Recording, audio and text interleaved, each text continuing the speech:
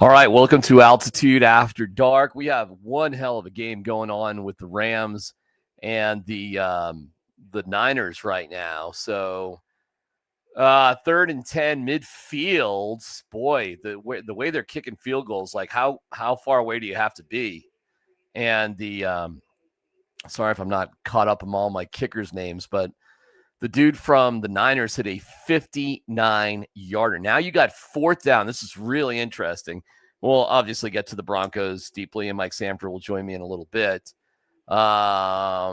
Fascinating. So right now, you would have – so just get my act together here.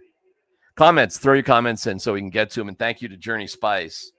They're the best. So I'm doing a couple things. Oh, they're going for it. All right, so this would be a 60-yard field goal, so that's just a little bit too much. Wow, 4th and 3. They got to get it or the game's over. Oh, easy pickup.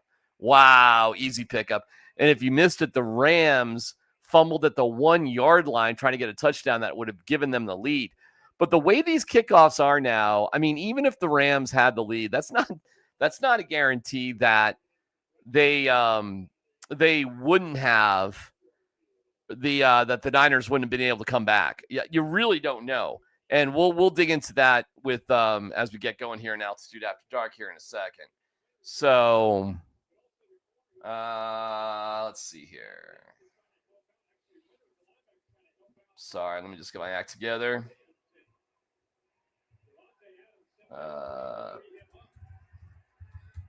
Yeah, the kicking stuff is really, it's changed the NFL so much. I don't know how you feel about it, but it's kind of crazy. We're brought to you by our great friends at Journey Spice. Like I said, Mike just might be watching the end of this game. So the final timeout, got to kick a field goal to win it. And special teams is a big deal for the Broncos as well with the Eagles. It's going to be one of their keys to actually winning the game. Oh, you know what? I am in the dark. I did not even realize that. Holy cow. Sorry about that. Didn't even know. All right, we'll start the show about the Broncos here in a second, but I just want to finish off what we got going here. So I appreciate your patience as we figure out what's going to go on with the Rams and the Niners. And we'll get to Sean Payton, maybe a little Patrick Surtain. Yeah. Wow. So they want to get a little bit better field position. Going deep. Wow, that is a beyond risky pass right there. 6 seconds left to go, so I would assume you go for a field goal here.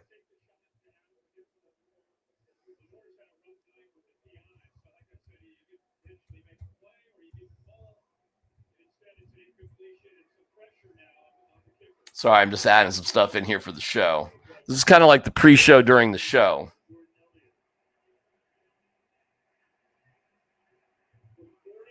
All right, from 48, 6 seconds, this is the tie and put it into overtime. Got a good kick. Easy.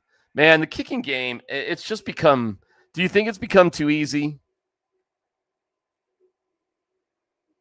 It feels to me like it's gotten too easy. And Vic Fangio was talking about rubbing balls and all sorts of stuff like that. Let me throw you a little bit of what Vic had to say. Hold on.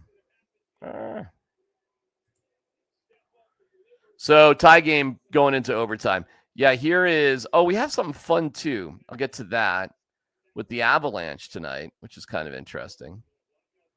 Yeah, here's Fangio talking about balls. All right, hold on. I got to go here and go here. Okay, good. So here's Fangio talking about These balls. Kicking balls that they changed this year have drastically changed the kicking game. Field goals in particular. So it's almost like they need an asterisk here, like it was the live ball era, or the asterisk for those home runs Bonds and Sosa and McGuire were hitting. You know, the way they've changed the ball, the NFL, the kicking ball, has drastically changed the field goals. Is the shape different? No, the kicking balls, and you can ask Clay about it when he gets in here, but in years past, the officials would rub them down, or other people would rub them down, and you play with them. Now the balls are in-house all week, and they kick those balls that they've had, and nobody else touches them. I mean, the guy in Dallas is going to hit a 70-plus yarder this year. You can just book it. Knowing that range, Does it has change the way yeah. you call? Yeah, I mean, who thought they would hit a 65-yarder the other day? So it's drastically changed the game, the kicking game and the field goal. Guys have longer range than they used to. Yeah, we bring in Coach Sanford. There's a grizzled old Vic there, Coach Herm. So we got to do this. We're good. There he is. What do you think about that? And we're seeing an overtime game here with the Rams and the Niners, and the dude from the Niners hit a 59-yarder, man, to give them the lead. Yeah, but how did the Rams not finish off that drive for a touchdown to win? Oh, well, they screwed that up, obviously. 10 on the 12-yard line. Yeah, but you know what's interesting? Yes, you're right. Fumbling at the 1 is unforgivable. But who's to say the Niners wouldn't have gone right down the field, Coach? Well, that's how everybody is. Everybody is so afraid to score a alleged game-winning touchdown with too much time remaining, and it's. I mean, at some point, you just have to go win the football game and put the pressure on the other team. I know Shane Steichen did it with the 60-yard field goal attempt against the Broncos that ultimately ended up leading to the a leverage penalty, 15-yard penalty. But I mean, you just got to do what's best to be able to win the game, man. Yeah, bottom line. Well, win the game. Here, I'm going to put this on mute as I get ready here. Well, how are you? Let me just start there. How you doing? You doing? I'm great, man. Yeah, I'm great. Been pretty busy recently, Darren. And I understand, man. Your life has been unbelievable. I appreciate you giving us time tonight. No, I appreciate you letting me join you, man. I love doing this, and I love being able to give our incredible listeners and viewers, I think, really good conversation about things that are happening. But what I would tell you, so moved on Sunday from Frederick, Colorado, down to Littleton, and my wife has been just grinding, just driving back and forth, getting the house right. God. And you know what she needed today? She just needed her husband, and she needed to just go out and have a little date. So we got a good solid, hour of we got away from the kids for 1 hour, and just downtown Littleton was great. It was really fun. So yeah, well, now you're discovering Littleton. So there's Littleton, but there's Old Town Littleton. That's where we are. Ah, okay. Yeah, that's where we are. We're like close. We're within walking distance to like the Old Town Littleton. That's really cool. There's a lot of cool joints down there for sure. It's pretty fun. We went to Old Town Tavern tonight, which is I know Old Town Tavern. We've done a remote from Old Town Tavern. I mean, you want to talk about? They got an unbelievable bar set up. That bar they have back there is unreal. Unreal. It's one of those places. If these walls could talk. It's like in the 20s with Prohibition. And it's like how many mob deals went down here back in the day, Oh, it's pretty cool, man. Pretty neat. The Wi-Fi will, I'm sure, get better at the new house at some point, correct? Is my Wi-Fi bad right now? It's just you're a little fuzzy. You're weird because we put in Showtime Wi-Fi, so okay. All right. I'll make sure it's fine. I mean, and maybe that's just on my end, but it just actually we should ask people. Is Coach a little fuzzy or not? Because that could be just on my end. So, whatever. Let me get to DMac. I wasn't on Wi-Fi. You weren't on Wi-Fi. No, well, that would explain a lot, wouldn't it? Yeah, I don't know.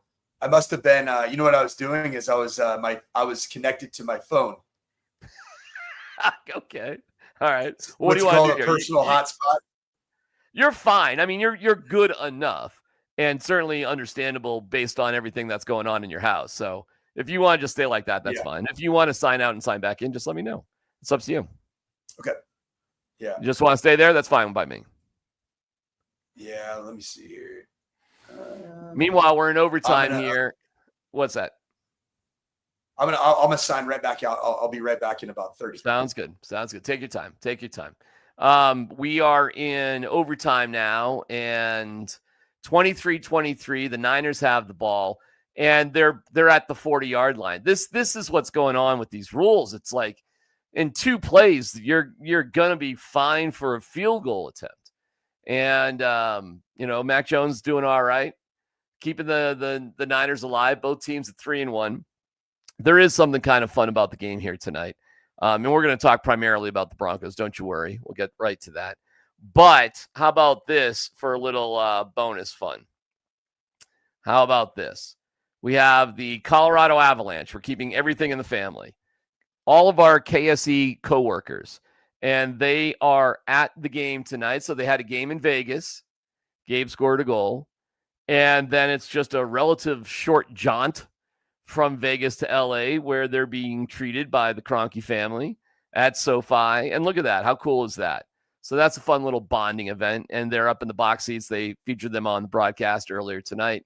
So glad our boys who are in for a grind of a season with extremely high expectations, glad that they can have a little fun time together. And that's pretty cool. And yes, why aren't they in Broncos stuff? Because, we keep things all in the family. Go Rams. Says DMac. All right. In terms of, let me get to some of your comments first. I do have stuff with Pat Surtain and Sean Payton. And we are brought to you by Journey Spice. We love you, Journey Spice. In terms of the injury report, if I can give you just some news here. We go with the Eagles. Did not participate. They're doing okay. Back on the practice field was Jalen Carter, Adoree Jackson, Lane Johnson. So those are some core guys. They were out there. In terms of Dallas Goedert, he improved. He went from DNP on Wednesday to limited on Thursday. So usually you go from limited to playing. So I anticipate he'll play. So they were a little banged up, but not banged up enough to have any kind of deep impact on the game itself. So Broncos are in pretty good shape as well. Nothing too serious. The Niners are driving right now. So relatively healthy for the game. So we're pretty good shape for that. In terms of who the Eagles are, here's Sean Payton from earlier today, summing them up. Yeah, listen, we just talked about it. They're doing a great job with the turnover ratio. I think they've only given the ball away one time in the first 4 weeks. They're taking it away. Their special teams. They have the blocked punt last week, the blocked field goal, blocked extra point against the Rams. So all 3 phases are doing a good job. And that's one of the reasons they're the champion. Yeah, you got to look at the special teams as a significant situation there for the Eagles, and you don't want to get bit on that. And the Broncos have had their issues on special teams, that's for sure. So a walk-off block plus another block earlier in the game, okay, and then a blocked punt against the Buccaneers off the foot of our own Riley Dixon. You remember him? He was here twice and was a draft pick and went to Syracuse. And that led to a touchdown. So it's not just that they were getting blocks, which is wild. They were getting blocks and touchdowns off the blocks. So you don't want to be hampered by silly special team stuff. You can see what's coming. You should be able to prepare for them in a proper procedure. Don't be surprised by it. In terms of the offensive output from the Eagles, we were talking all about how lacking they've been. It's actually pretty stunning. Adam Schefter was on with us, and one of the amazing stats, out of 4-0 teams, 71 4-0 teams in the history of the NFL, the Eagles are 70th in terms of output, in terms of offensive output. 70th out of 71. And the 71st team, once they lost a game, they actually didn't win a game the rest of the year. Oh, coach, look at you. You look so beautiful now. And we got him. Hold on. I got him. Oh, that's better. A little better.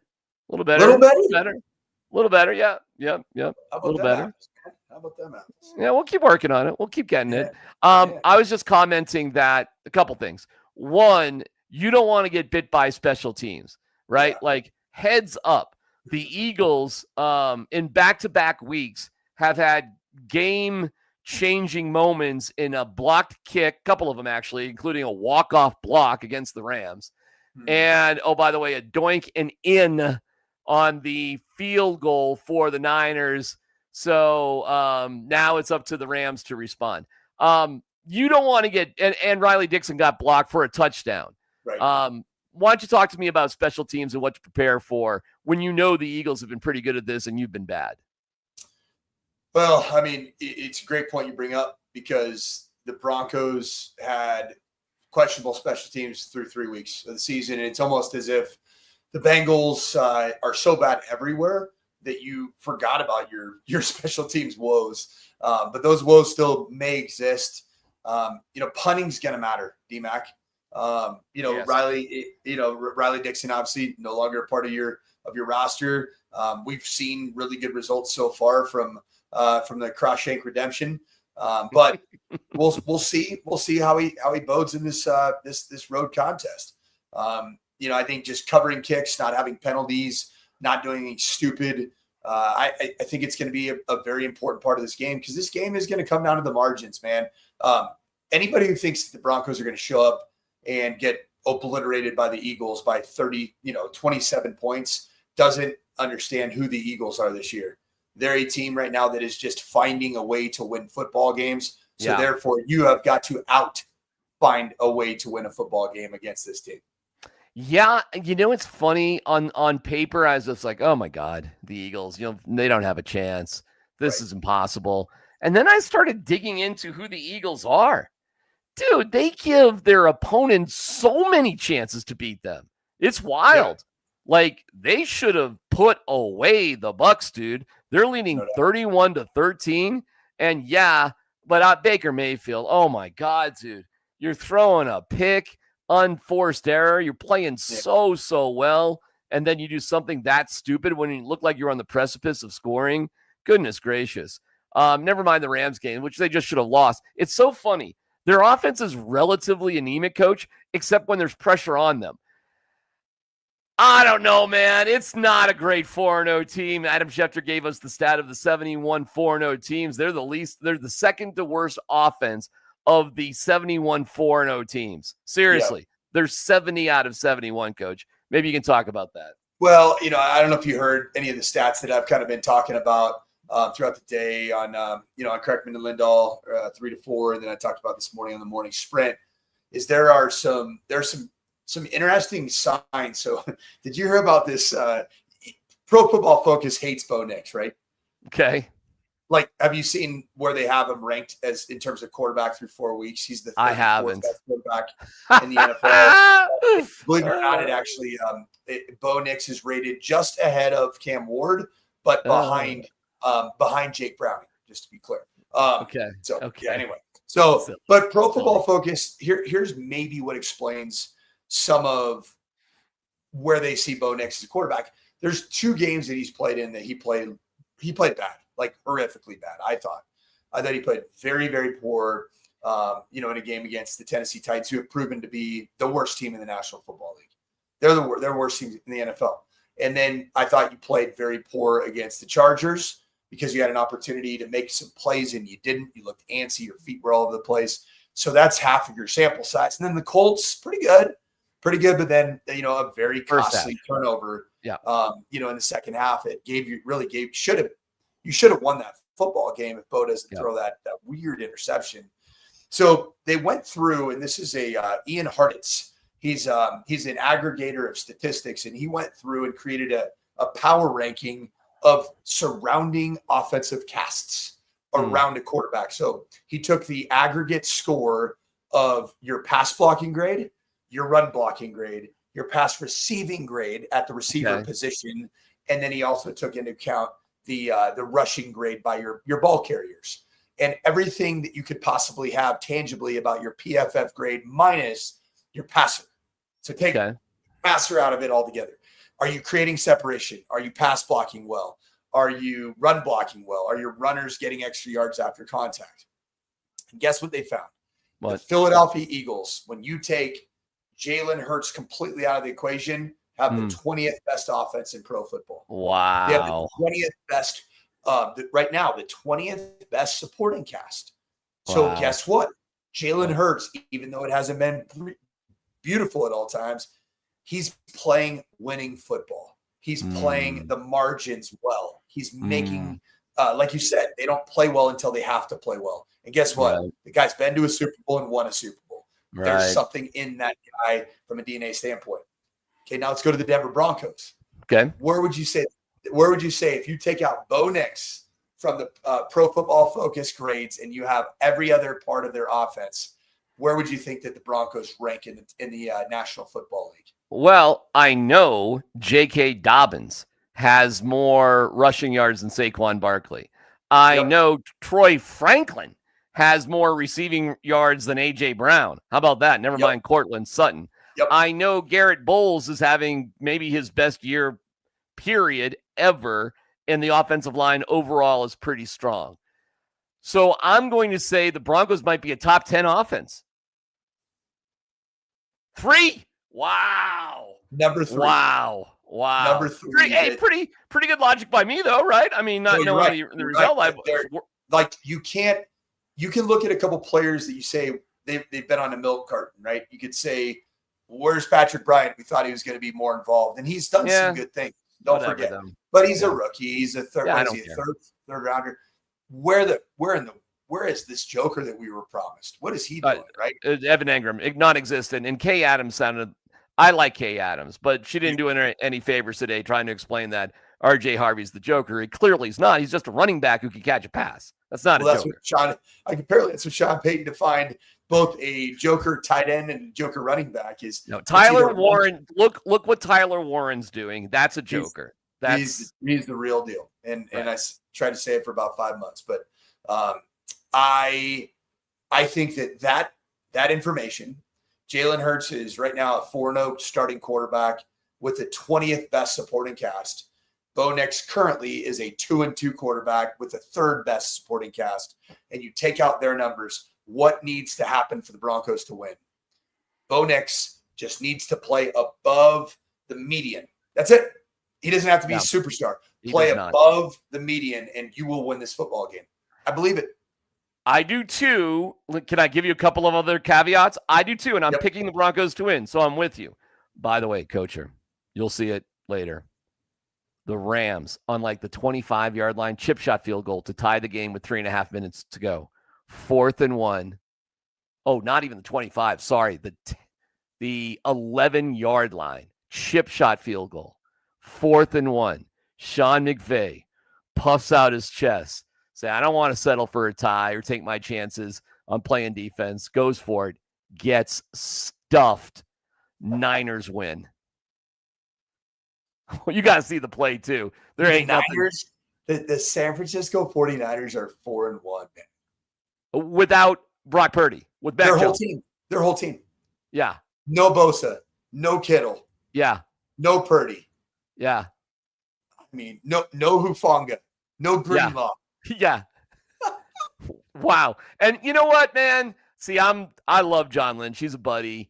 Robert Sala's looking to, fight somebody probably right now. Yeah, and we love Christian. We love Christian. We love Christian. But he's a receiving. That's all he does right now. He's a receiver. Now, we've got to be a little careful, Coacher, because, Squad KSE was representing tonight, Coacher. Oh, sorry about that. Hold on. I got you. Team KSE was that's the Avalanche tonight, brother. Oh my gosh. Oh no.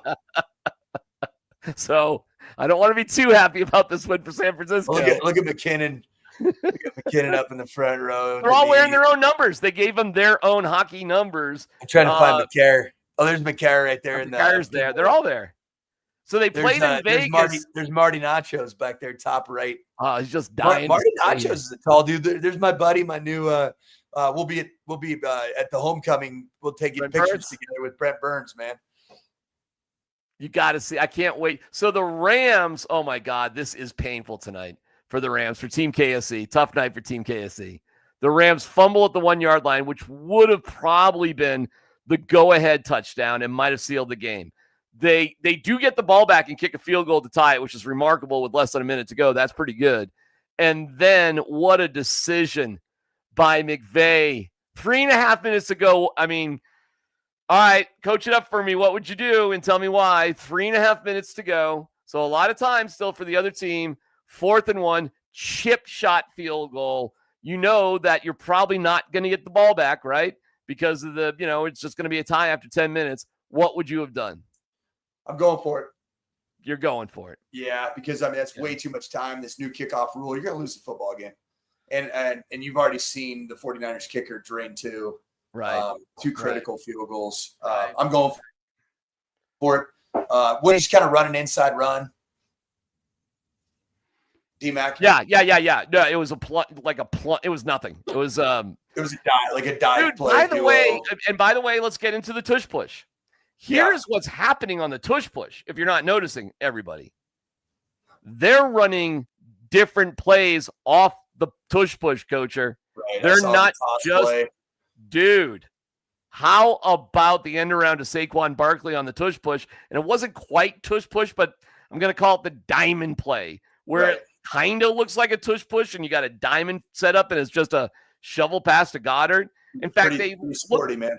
They looked like they were pseudo tush push and it was an inside shovel to Goddard. So not only is the tush push, but because you've got to respect the tush push, look at what they're doing now off the tush push. It's the tush push package, man. Dude. That's how you got to do it, man. You got to package different formations together and get really good at one aspect, one play within a formation or within an identity. And there's no play. DMac, can you think about any formation and play, maybe since Nebraska's Tom Osborne triple option, that was talked about more than Philadelphia's tush push at any level of the sport?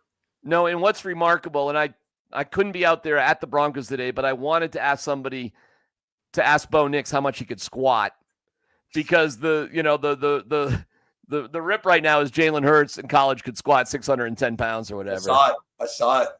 Did you really? Seriously? Well, I saw the video and I remember it way back in the day. I was like, oh, okay. I didn't know you liked Jalen Hurts. And listen, maybe there's an explanation, because every tush push is probably a little offside. Let's face it. Yeah. Jalen Hurts is special, and they're willing to do that to him. Like, many organizations wouldn't let their 50 million guy, take that sort of thing. Hurt though, has he? No, nobody's gotten hurt. No, it's proven out to be one of the safest plays in football. Sean Payton was talking about it. I don't think of the play as unsafe, and I never have. But Sean Payton called it the safest play in football. Like, nobody's been hurt on the tush push. It might be a little awkward and uncomfortable because people are landing all over you, but nobody's got hurt on it. Yep. It's not an injury concern play. That's for sure. Here is Sean talking about the tush push. He is not against it. We'll look for ways at times to run quarterback sneaks. I think it's really more of a philosophy in your quarterback, and then, the time you want to. So they've been effective at it, and I said what I said the other day, just relative to the reasons that I wasn't against it, and I think a lot of people maybe misunderstood that, but it's a well choreographed quarterback sneak with a real strong athletic quarterback. Sean, how do you stop it? Oh man, you know how you stop it? You stop it on first and second down. You stop it on first and second down. And I know that's a really coachy thing to say, but I tell you this, DMac, Saquon Barkley's been struggling a bit this year for his standards. Sure. The Denver Broncos have a vaunted defense with a really, really good defensive front. The biggest efficiency, I would say, for the Broncos at Buffalo a year ago, three times now against the Chargers. There's one other game that you could point to. Oh, Indianapolis this year. Against the big dogs, run game wise, your defensive front hasn't stood up. And if you can make Jalen Hurts have to beat you by way of his arm and give A.J. Brown what he's been begging for, I think that you can eliminate that play and not have to see it 4 to 12 times like some teams have to see it. All right, we're going to get to A.J. Brown and all that stuff that's going on for a 4-0 team. Woo, they got some drama. They got some drama in Philadelphia. We'll get there in a second. There's a world of flavor out there, and to find it, you have to take the journey. Journey Spice Company handcrafts the most premium spice and seasoning blends that have no sugar, no salt, are certified USDA organic, non-GMO, vegan-friendly, and always planet-friendly. You are going to love serving amazingly delicious creations while knowing you helped reduce single-use plastics. Make sure to search for Journey Spice Company on Amazon today. A funny moment with Pat Surtain because he was asked, the Muggles, they're looking for something. Everybody wants to be a little bit of a shit When stirrer. Sean got there, he tried hiring you or was interested in hiring you. Why you're like the stirrer? Yeah, it's fun. So here's the shit stirring that happened with Surtain for a little bit. It was like, hey, if you know a guy is beefing with his team behind the scenes, is there a way you can sort of antagonize him to get him off his game? And here's Surtain's answer. I don't know. Maybe, probably. But, we'll see. That's it. So I would be up in his chili. AJ, they ain't throwing you the ball, AJ. You ain't getting the ball, AJ. And we've seen a little personality away from the podium in Pat Surtain's press conference where he's calling himself him. I'm him and I'm this and that. I like it. You got to have some cockiness there at the corner. So, Coach, I think the shit talk is going to be massive on the field towards A.J. Brown to get him off his game. Oh, you know what? I used to love this. Like, if I could ever sense that something was going on, sometimes as a former recruit of mine, and I just could sense, like, man, that guy just seems he seems like he's in his own feelings about his use. I would just go up to him in the game, like, man, I tell you what, man, hang in there. I see what you're doing, man. Condescending. I love it. I'd be like, hey, if you were playing for me right now, you wouldn't be dealing with this. I can promise you that. Our guy Bo would be getting you the ball. I don't know, bro. I don't know what's going on with Jay Hurts over there, but our guy Bo, talk to Court. Court loves him. Court loves him, man. But hey, good game. Good luck. Here's a little more Surtain talking about A.J. Brown. I think he's got all the physical attributes. He's very physical. He's got great hands. He runs good routes. He's solidified himself as a top tier athlete at the position. So, I like his game. So it's gonna be great competition out there for sure. He was incredible. How much does A.J. Brown make? Because he caught 2 passes for 7 yards against the Buccaneers. I mean, that was amazing. I'll tell you what, those 7 yards were pretty impactful, though, man. They were pretty significant. They, that sounds like a little Jordan Humphrey game, doesn't it? yeah, 2 for 7. Hey, as long as AJ, as long as the check's clear, you're good, brother. 2 for 7. And I'm watching Jalen Hurts. Like, Tyler came up with a stat. Like, Jalen Hurts is number 1, 85% with balls going down the field. Okay, fine if he threw any. And they're just counting deep passes as over 20 yards. You could throw a slant in the air for 20 yards. That's not what we're talking about. Can you guys get these loose over the top? Can you do something so we don't put 8 in the box against you to stop Saquon Barkley and just match you up one-on-one with our corners? What can you do about that? And Jalen Hurts does not have that arm. He doesn't, Coach. 20 yards. All right, whatever, man. I think he's got the arm. I don't think he has the consistency of accuracy. Whatever. However you want to put it. But dude, I see those balls go deep, and it is a mystery where they're going, dude. It's a mystery where they're going. I'll tell you what, man. I like Jalen Hurts. I like him too. I'm just explaining what's going on here, okay? Jalen Hurts, I'll tell you this. Jalen Hurts has made, I think, Nick Sirianni, who I would tell you is a below-average NFL head coach, he's made him a Super Bowl champion. Jalen Hurts has also made Lincoln Riley a guru. All right. Jalen Hurts has made Shane Steichen an NFL head coach, and Jalen Hurts has made Kellen Moore an NFL head coach. And though all of those coaches in their previous places weren't, their boats weren't raised and lifted like they were when Jalen Hurts was their quarterback.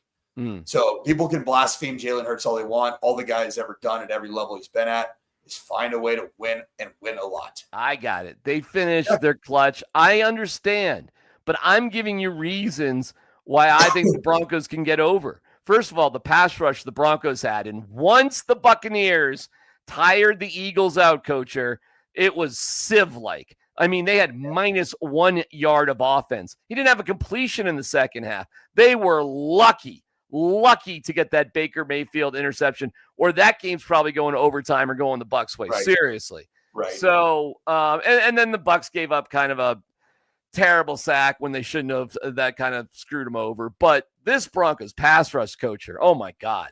And the pressure they're going to put on the Eagles from the jump is going to be massive.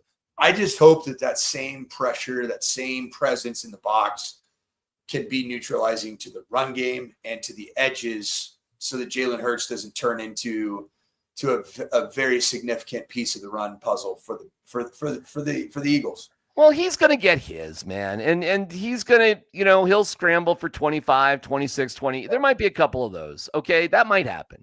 I'm not saying that. And I don't know if you can drop a defense where you just load the box and spy him. Can you? I should just ask you. Can you dial up defense? Yes. What I would tell you is that's kind of the Broncos base defense. Okay. But you know what? They chose not to run that exact same structure of defense that is their DNA against Lamar Jackson a year ago. Do you remember what that looked like? It was abysmal. It was. That's my biggest fear is if Vance Joseph talks himself into mobile quarterback, we got to have a plan. We got to run your defense and run it well. Play to who your identity is. And you have the luxury of playing an extra human being in the box. And that extra human being happens to be a game breaker in himself. And that's Talanoa Hufanga. I love it. Don't need to keep him deep. Don't worry about it deep. The luxury you have is that you have Patrick Surtain II, the number one cornerback in the National Football League, against wide receiver ones. And then you have somebody that voted for Trump on the opposite side playing corner. We got a couple of those in this game. We're loaded. Yeah, this game is loaded. Exquisite whites, man. Exciting whites. I mean, it's something else, man. Take a photo. Tell your grandkids about it. Yeah, you might want to check to see where everybody was at on January 6th in the defensive backfield in this matchup. Oh, Coacher, too funny. All right. We got a fun one from Sean Payton today. It was my guy Bruce Hurdle over there at Fox 31. Bruce is a great guy. Asked a question, and Sean's response was, I respect the question, and yet it's a silly question. That's a keeper right there. I respect the question, and yet it's a silly question. What's funny? How can they be the same? I mean, how can it be both things, Sean? It can't. He's just trying to be a nice guy. What he's really saying is you're a dumbass. You shouldn't have asked that. I respect the question, and yet it's a silly question. Let me ask this, DMac. Is Sean Payton trying to tell your guy, is it Bruce Hurdle? Yeah. Is he trying to tell him to do something that Cher once famously told somebody to do? Oh, you know what? Holy cow. I got to have it. I got it. Snap out of it. Stop asking me stupid questions. Snap out of it. We'll get to your comments here in a second. I just want to throw this last one out at you, okay? They don't give the ball away, and they're the Eagles, and they're 11 for 11 in the red zone. That's awesome. And really they're third defensively in the red zone. Really good. Okay. Their kicker, it's only 3 extra field goal, but he's made all 3 of them. What's his name again? Oh shit, bro. I mean, is he he's not a household name, is he? No. I mean, he hasn't had to make some bangers like the Niners guy did today with a 59-yarder. Jake Elliott. I think he was wasn't Jake Elliott the guy that was, I think he was like banished from the Niners. No, he's a Bengals Bengals kicker. So he's been with Jake Elliott's been with the Eagles since 2017, man. Dude, I think Jake Elliott and the punter for the Colts just write each other love letters. I mean, they just doesn't happen. It's because, how good here's the truth with this team. If you can stop them between the 20s, you got a shot. You really do. Yeah. And the Buccaneers did that, and that game should have been a blowout, and it wasn't because, Vic Fangio, and I understand how good he is, but I'll tell you about this Eagles team, Mike, they make mistakes, and I'm sure it drives Fangio nuts. But they don't make little mistakes, Coacher. They make massive impact play mistakes, as they did against the Bucs. So listen, I can't predict when you're going to have a meltdown and you blow coverage and you mentally check out, allowing a 77-yard touchdown pass when you shouldn't. I can't predict when that's going to happen. I'm just telling you they do it, and I'm sure it drives Uncle Vic batty. But there's reasons why teams have scored on him, Coach. There's reasons why they have. Crystal ball. You're holding that crystal ball. All right, Will there be a moment? Will there be a moment when Bo Nix exploits that coverage? I think there will be. And Bucky Irving's touchdown is a great example of the Bucs. It wasn't a play. It was a scramble. And it was improvisation. All right, on the TV broadcast, this is Tom Brady saying, he says what he wanted his receivers to do. If I'm scrambling, if my quarterback's scrambling, just head for the end zone and we'll see what's up. And talk to me in terms of coaching. Do you apply that same philosophy? Scramble guys, not come back to me. He's like, just go, run a post, just head down the field. It's interesting. So everybody pretty much installs the same iteration of the scramble drill, which is basically based off of the way that the quarterback breaks the pocket. If you're in this position on the field by the end of your route, then you should do this. And a lot of times, if you're on the backside of it and there's already somebody that's coming flat into the quarterback's vision, then you do take a high post angle. Sometimes on the sideline, you might come downhill and then somebody matches you and then you just take it up the field and a lot of people use that as part of their scramble drill. So, it's coached. It's something that is absolutely coached. It's scramble drill's a big deal, man. I think that happens. I do. Yep. I think the Broncos get a score off something like that, and I think it's going to go to Marvin Mims. Also, that's a good call. The Bucs punt returner, Cam Johnson, 150 yards of return yards, 150 yards against the Eagles. Coacher, I think our guy Marvin Mims is going to have a huge game in this one. I think it's going to be like that. It's going to be scrambling, huge. I don't think he's going to get a lot of catches, but I think he's going to have some serious high impact plays in this game. Yeah, and they're going to be potentially game altering plays. It's funny because I was asked that question today by Nate, and who's wide receiver 2?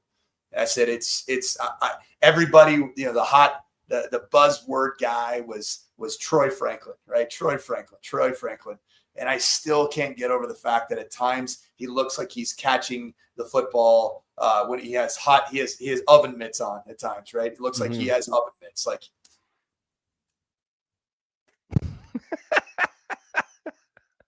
Does he not?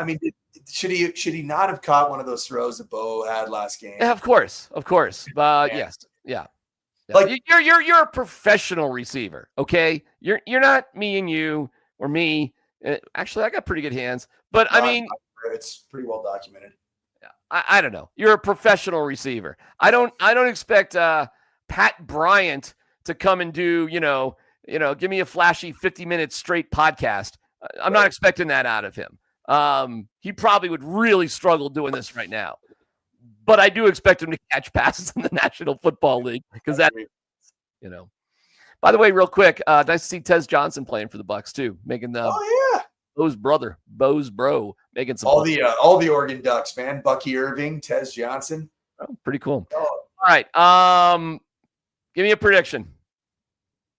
I've got, and give me a hot take. Okay, my hot take is this.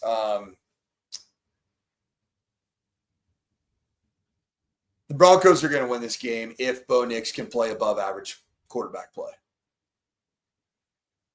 My hot take is that the defensive front from the Broncos is going to put forth their most dominant run-stopping effort of the Vance Joseph era. I love it. I love that. Because I think they know that they have to in order to get accomplished what they need to get accomplished. I'm feeling good about this one, DMac. I am too. I'm feeling good about it. I'm feeling good about the confidence that Bo was able to acquire against the Bengals, and I think that matters. And you're right. He does not have to be spectacular to win this game. No, he does not. No, he does not. He's just got to be above the median. Yeah. He probably, I don't know if the dead dog average median will win the game. I think just slightly above the median. Yeah. I'd say if he plays like he did against the Titans, you lose. If he plays like he did against the Colts, it's going to come down to the final possession. Okay. If he plays like he did against the Chargers, you're going to lose. And if he played like he did against the Bengals, you're going to win. You're going to win. Let me give you my prediction and my hot take. My prediction is the Broncos win 23-20. Flat out. Broncos win this game. My hot take is somehow, because the Eagles do not turn the ball over, they have not thrown an interception, they've only fumbled one time. Okay. If you can be +2 and give away takeaway, you're going to blow out the Eagles. Wow. Hot take. If you're +2 or better, you will win by 17 or more points. Wow. How about that? Wouldn't that be something, man? An East Coast trip against a 4-0 powerhouse for the Denver Broncos and an 11 a.m. kickoff. Just those have been pretty ugly games for them historically. Signature wins for Sean Payton in his small tenure in Tampa in September when nobody had the Broncos winning, and the biggest one, by far the biggest one. DMac, before you say that, Sean Payton didn't win that one. It was the Greenbrier. The Greenbrier was after Greenbrier that. The Greenbrier is responsible for the victory over the Jets and that fourth quarter comeback. It was the Jets, and both the Jets and the Bucks win was because of the Greenbrier. It was so wait a second. You're saying the anticipation of going to the Greenbrier.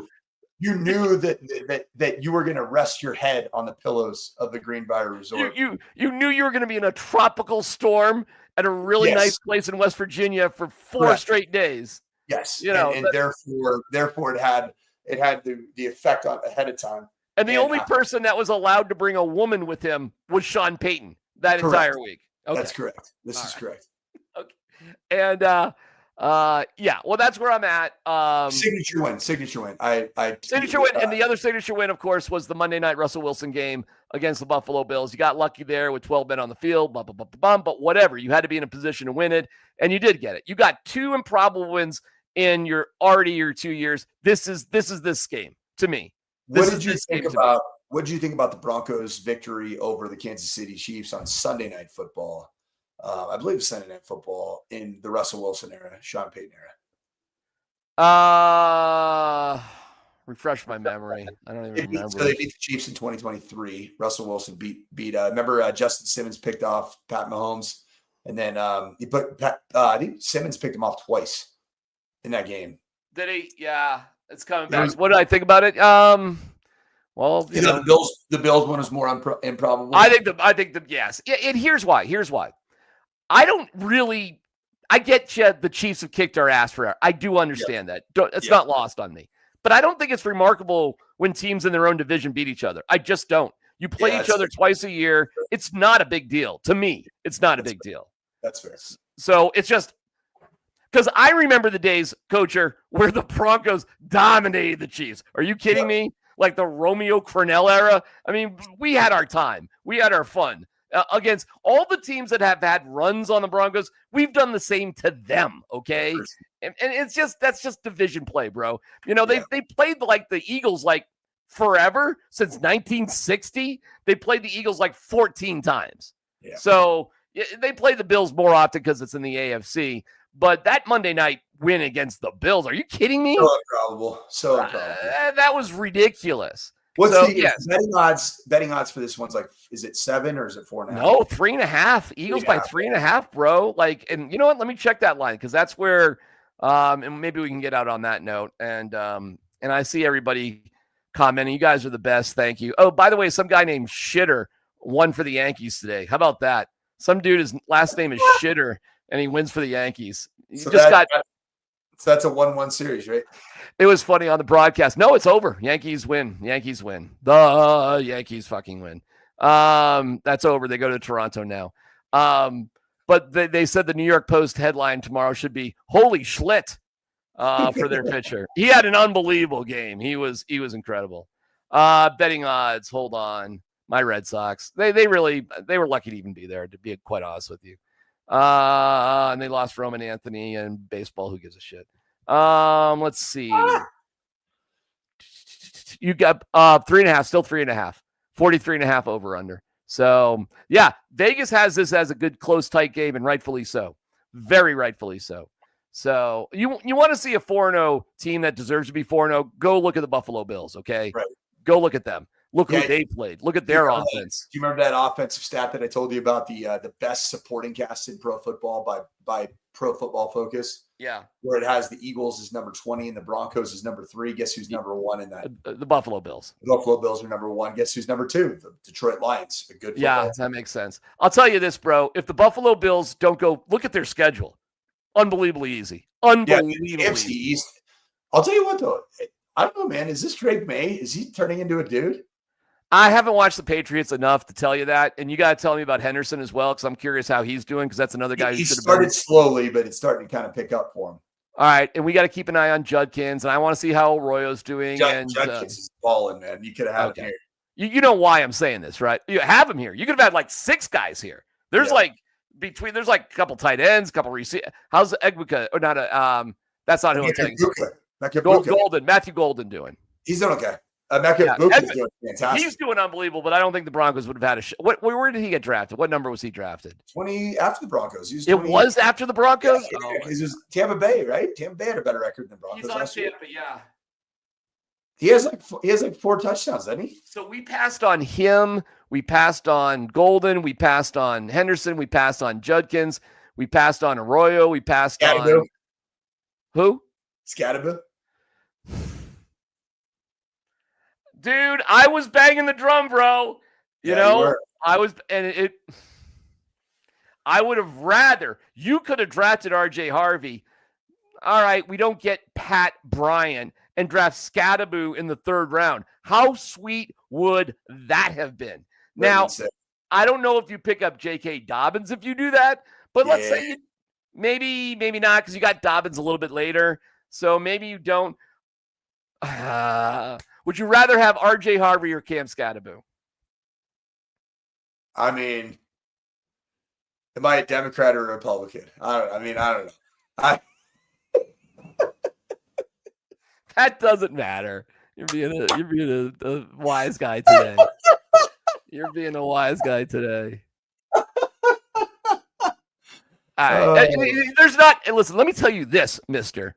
You will not run into many people who watched every single snap of Cam Scatterbill in college besides your boy here, okay? You won't run into many people. That's a lot of Sun Devil football. Every single snap, every single one of them. The Sun Devils feel like they've fallen off a little bit, man. No way, man. They're like 4-1 or something like that. Yeah, but they've had some uneven performances, man. I think Scat was a huge piece of it, man. They've got Tyson, who should be a CU buff, by the way. He's one coach. When I took over as interim head coach, we decided to make him the featured piece of our offense. Yeah, I get it. It makes sense. And Sam Levitt is, I don't know, he may get picked up by an NFL team maybe at some point. But I'll tell you this, that kid has leadership skills and knows how to win. I love Sam Levitt. And by the way, they beat TCU, okay? They beat TCU. And when TCU has a 40-point lead on our Buffaloes this weekend, keep that in mind, okay? That when we watch what is going to be ugly. You don't think it rings in TCU's ears? What happened? We have a lot of Broncos stuff going on. How's this going to end for Coach Brown? He might get 4 wins this year, maybe. But how's it going to end? Well, he'll have TV options, brother. And he does have, it's a good question. I'm taking it seriously because he does have serious health problems that I think that's the piece of it that kind of makes it less, obviously like if that's probably how it ends, right? His health problems. Let me play a quick prime cut for you, and it goes to your answer, and we can wrap it up on this. But this was asked to Prime this week. What have I learned about myself this season? I can't go a whole game without peeing. Learned that for sure.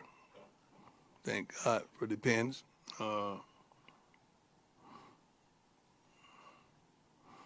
And to get more, you got to give more. You got to. That's a tortured soul right there, brother. Yeah. And I think he misses his kids. Like his response to Shedeur with the laughing emojis about behavior that was embarrassing for Shedeur. And we love Shedeur. We do. Yeah. We love Shedeur. But nobody would, with any common sense, would have told him to do that or would think that was appropriate. And I think Rex Ryan is a piece of garbage, frankly. I do too. I think it was completely out of line. I do too. I think it was ridiculous. I'm not a Rex Ryan fan. I thought he was way out of line. I think he's low class. I do too. I do too. I think he's we think Sean Payton is Slim Shani. I think Rex Ryan's on a different level of petty, vengeful, using his platform to get after people that maybe have done him wrong, or maybe just upset that he can't get opportunities anymore. Whatever it may be, it's just. And my guess is inside information people who are still in the league are a pack of scumbags as well. Yep. And I'm not saying he's not getting information from some people. Right. I'm just going to guess he's getting information with people with the same characteristics as him: small, petty, and classless. Yep, that's what I see. So I'm with Shedeur on that. But of the 10 million ways to handle it, not it. This ain't it. And for Prime to do you have that clip? Yeah, I do. As a matter of fact, yep. Okay, Vocally, anything to say? I guess one more. What do you think you have to show? Show to the coaches just to have them have that belief in you that you can be ready.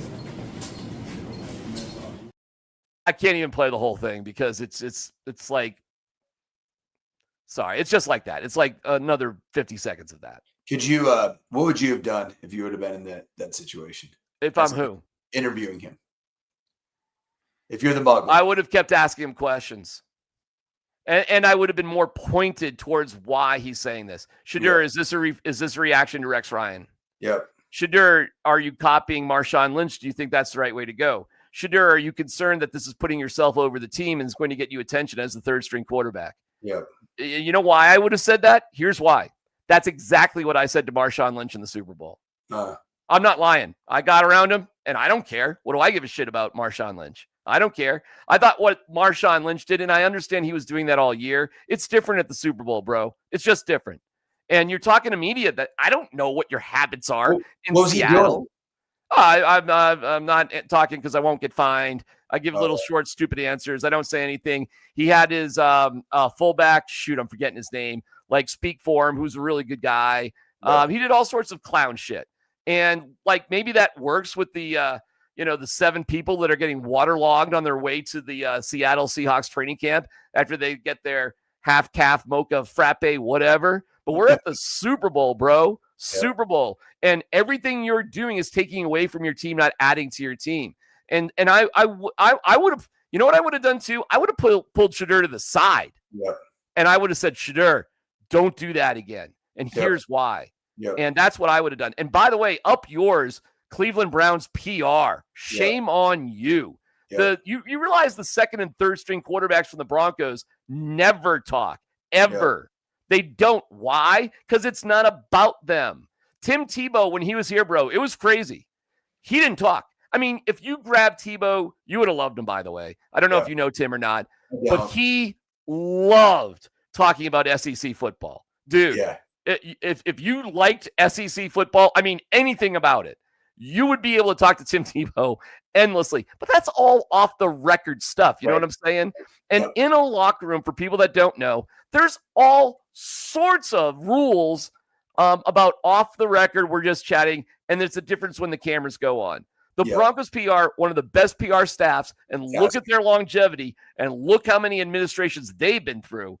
They do things the right way, and they never. So I'm a little sympathetic to Shedeur because he's in a shit organization with a lousy PR team that's not doing anything to help him out. I think he should get the hell out of Dodge. I think Cleveland is a horrible place for him. So when this whole Baltimore to back up Lamar, at least it's a winning organization compared to the Browns. You'd have been way better going to the Ravens and learn from Lamar Jackson and John Harbaugh, championship qualities, and you go to Cleveland. Terrible, terrible advice from Prime. So Prime, unfortunately, and I do have so much sympathy for him because of his health. But where is this going? He's missing his kids, and he's just not physically up to it, and he's just not an X's and O's game plan type of coach. He's an unbelievable recruiter, and he's a great guy. But all he does is talk in metaphors and rah-rah. He cannot tell anybody what to actually do. And he's got a bunch of sycophants around him. I don't care how many gold jackets they are. They're sycophants, and they don't want to be real with him.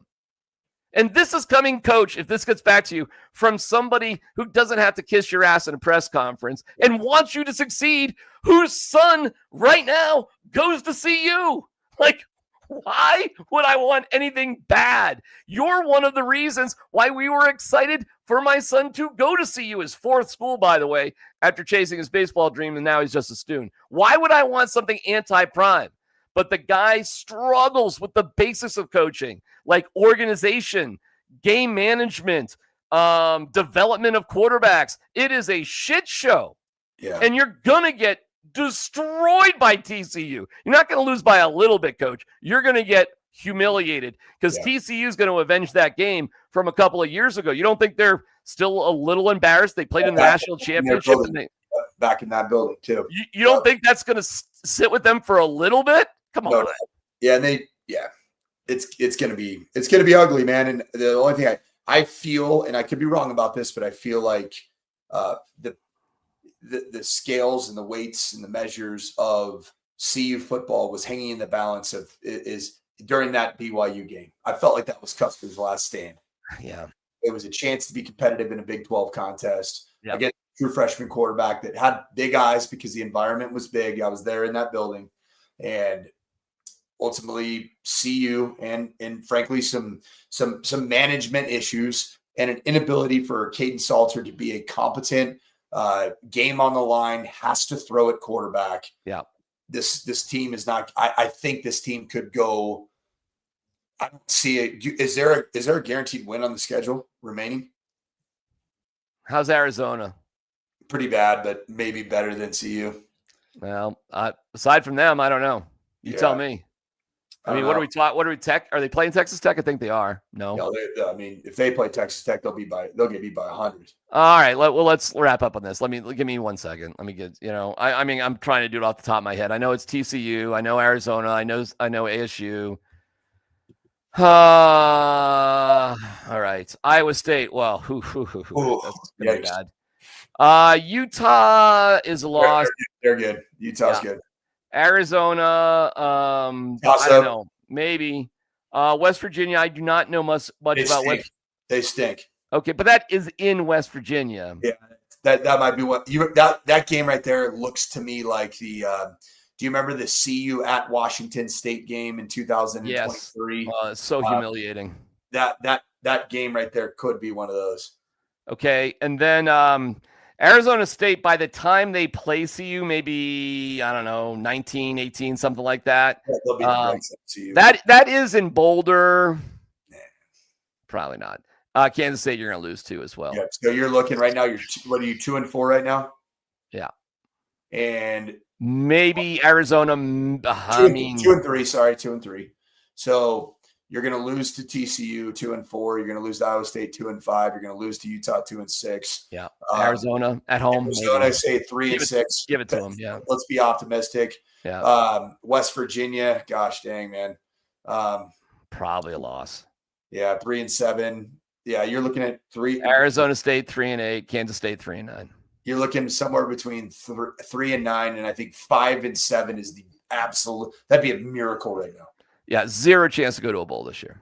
Yeah, that'd be a miracle. 5 and 7 would be a miracle. It's a bummer, man. It's a bummer. I'm sorry to see it. Sorry to see it. Yeah, it sucks. It sucks. All right, but then, hey, Prime, go shut us up and go shock the world. Another national TV game. And by the way, hey, you didn't believe. Yeah, you didn't believe. Yeah. How's Pat Shurmur now? How about that one? We got that one as well. You know, that wasn't a play. That was real. Yeah. How about this? Talking about Pat tonight. You know, where was that? Where that went? Yeah. Okay. Yeah. It's just like, hey, man, like, we're on your side. Why? Yeah. I am on his side. Why are there so many reasons? Okay. I gotta listen, Coach. You gotta understand something. You gotta understand something. I've done talk radio. Real quick. I've done sports talk radio here in Colorado a long time. Do you know how much time we just never talked about CU at all? Yep. I was a part of that. Sadly you were a part of it. Thank God for Andy Lindahl. But what I tell you is this. Yeah. Whether I like Coach Prime or not, whether we're on his side or not, I look at it strictly from the eyes of a football guy. There's not a good football team. It's not. Just not a good football team. That's it. Like, how's the talent? It's okay. It's just okay. How's the offensive line? The left tackle is incredible. Outside of that, yeah. What is Jordan Seaton going to do? You think he's going to sign up for year 2, or do you think he's going to go to LSU? I'd get the bag. I'd get the biggest bag. Right? Yeah, possibly get and try to go compete for a national championship. Right? Yeah. Listen, you were nice enough to come here for 2 years. Their talent's fine. Like it's not elite. It's not Louis. You know what? Prime's probably gone after this year. That's because it doesn't appear like there's any reason to stay. And sometimes I hear some of my coworkers say, "Oh, the money." He's got plenty of money. You think this guy's worried about money? He's not doing this for money. Money happens because you're doing this, but he can go to TV and he's on Aflac commercials. He can go by the way, if he wanted to, there might be a program like USC that's desperate and needs some shine and get some attention. There may be a place like that. But you said USC, like the University of Southern California? Correct, yes. Come on, DMac. Well, okay, how they doing these days? What's up with them? They're 4-1. All right, let me tell you what's going on. Well, that is true. They're actually doing all right. But they just got rid of their guy. Eyeballs matter. And the one thing that Prime has done. UCLA? Did I mean UCLA? Who fired their coach was it UCLA? USC was undefeated. Then they actually did lose to Nate Kreckman's Illinois this weekend. Okay. We're just going on too long here. My point is, health reasons, reboot his life, spend more time with his kids, do whatever. Yep. I think he's not feeling good. I don't think this is really for him. Yep. You know who this business is for? This is who this business is for. Fucking Kenny Dillingham in Arizona State. Yeah. There's just some robots out there that are just like, this is it. Like they're born to do this, and they don't care. They don't care about anything except this. Like there's nothing else. And Dillingham in Arizona State. Did you see Dan Lanning coked out of his mind at the end of the game against Penn State? Yes. Lanning's another one of these. They're insane. They are insane people, Coach. You're kind of one of them. You are kind of one of them. There's like something kind of wrong with you. Yep. But like this is all they do. There are no distractions. Yep. So we'll leave it there. All right, buddy. You're the best. We'll see you. You got another long day, huh? Like, woo, you got, man. Big game tomorrow. Big game tomorrow. It's on altitude against Mountain Vista. You got Columbus and a Cracker on the call. Yeah, it's going to be wild. And that is in your home gym where you finally live close to. Yeah. So I don't have an hour and a half drive after I play a home game. I'll let you go on that. We appreciate everybody for watching Altitude After Dark. We'll be back on Sunday night. We'll be on the Altitude TV show immediately after the game, and then me and Mike later, probably 8:38. We'll see. We'll see what time we're feeling it. Sunday night. All right. We'll see you tomorrow. See you, DMac.